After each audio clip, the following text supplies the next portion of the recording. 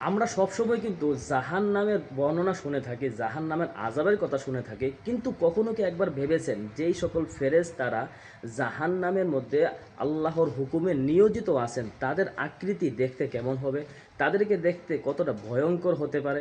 একবারও কি আপনি এই বিষয়টি নিয়ে ভেবেছেন বা শুনেছেন? অবশ্যই আজকের এই ভিডিও থেকে ইনশাআল্লাহ আপনারা জানতে পারবেন যে জাহান্নামে যে সকল ফেরেশতারা আল্লাহর হুকুমে আল্লাহর হুকুম পালন করার জন্য নিয়োজিত আছেন তাদের আকৃতি কতটা ভয়ঙ্কর, তাদের আকৃতি কতটা ভয়ঙ্কর হতে পারে এই ভিডিও থেকে ইনশাআল্লাহ জানতে পারবেন। এজন্য আমার প্রিয় ভাই ও বন্ধুরা, প্রত্যেকেই এই ভিডিওটা শেষ পর্যন্ত দেখার চেষ্টা করবেন এবং নিজে দেখবেন, অপর ভাইকে দেখার একটি সুযোগ করে দিবেন।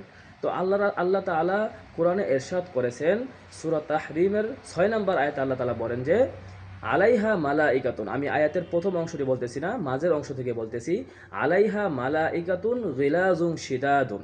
অর্থাৎ আলাইহা বলতে এখানে জাহান্নাম বোঝানো হয়েছে, যে জাহান্নামের মধ্যে, জাহান্নামের উপরে এমন কিছু ফেরেশতা আছে যারা খুব কঠোর হৃদয়ের অধিকারী। তারপরে আয়াতে আল্লাহ তাআলা কি বলেছেন, লা ইয়াসুন আল্লাহ, তারা কখনোই আল্লাহ তাআলার অমান্য হয় না। ওয়াফআলুনা মা ইউমারুন, এবং আল্লাহ তাদেরকে যে আদেশ করেন সেই আদেশই তারা পালন করে থাকেন। দেখেন, প্রথমেই আল্লাহ তাআলা বলেছেন যে আলাইহা মালাইকাতুন গিলাজ, অর্থাৎ তারা হবে যে কঠোর হৃদয়ের অধিকারী, কঠোর মন, অর্থাৎ যার মনে কোনো নির্দয়, আমরা বলি না যে ওই লোকটা একেবারে নির্দয়, এর চাইতেও হাজার হাজার গুণ বেশি নির্দয় হবে ওই সকল ফেরেশতাগণ। এক রেওয়ায়েতে আসছে, আল্লাহ তাআলা বলেন যে জাহান্নামের যে ফেরেশতা আছে প্রত্যেকেরই 2টি করে হাত রয়েছে, প্রত্যেক হাতের মধ্যে 70,000 করে হাতের পাতা রয়েছে এবং প্রত্যেক পাতার উপরে 70,000 করে আঙ্গুল রয়েছে। প্রতি আঙ্গুলের উপরেই একটি করে অজগর অবস্থিত রয়েছে এবং প্রত্যেকটি অজগরের মাথায় রয়েছে একটি করে সাপ এবং প্রত্যেকটি সাপের মাথায় রয়েছে একটি করে বিচ্ছু।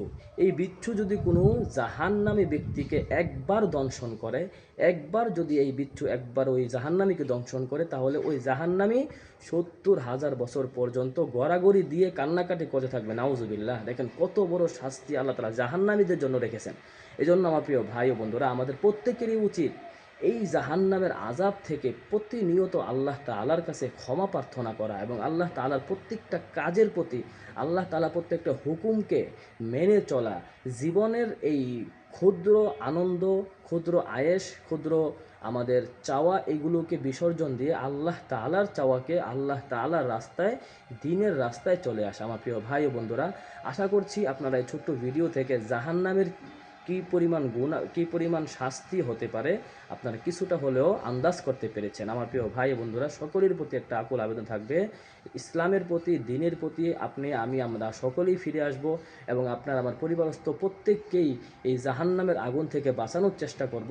আমার প্রিয় ভাই বন্ধুরা, বেশি বেশি আল্লাহ তাআলার ইবাদত করে নিজের জীবনকে আল্লাহ তাআলার আমাদের জন্য যে জান্নাত রেখেছেন সেই জান্নাত যেন আমরা অর্জন করতে পারি, সেই দিকে আমরা মনোনিবেশন হব ইনশাআল্লাহ। ভিডিওটি শেয়ার করে সকলের কাছে পৌঁছে দেব। আসসালামু আলাইকুম ওয়া রাহমাতুল্লাহি ওয়া বারাকাতুহু।